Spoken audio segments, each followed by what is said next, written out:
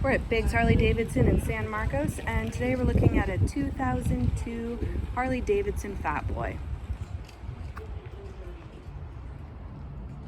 It's got the Vance & Hines full exhaust, floorboards for the rider and for the passenger,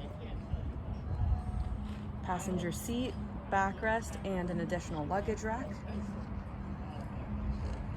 Nice tall windshield.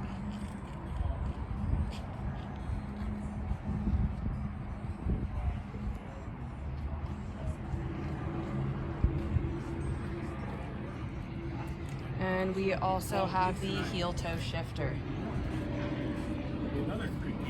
This bike runs on a fob and miles are low. We are at 2,824.